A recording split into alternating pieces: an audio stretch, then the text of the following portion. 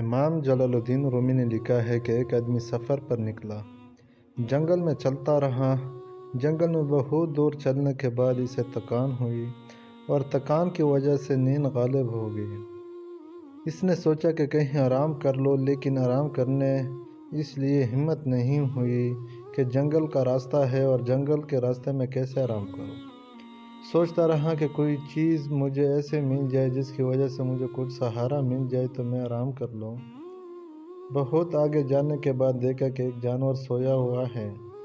اس نے کہا کہ بہت اچھا، یہ کوئی جانور سو رہا ہے، میں بھی اس کے بازو سو جاؤں۔ چنانچہ جانور کے بازو وہ بھی لیٹ گیا۔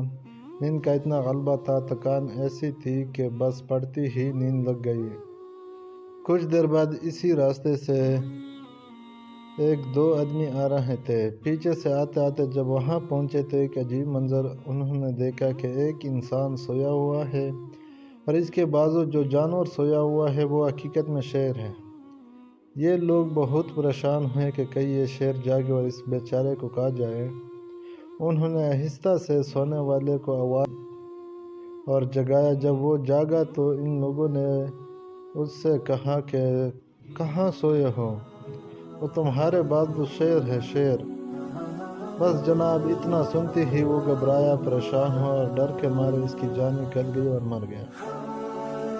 اسے معلوم ہوا کہ خوف بھی معرفت اور پہچان کے نتیجے میں پیدا ہوتا ہے۔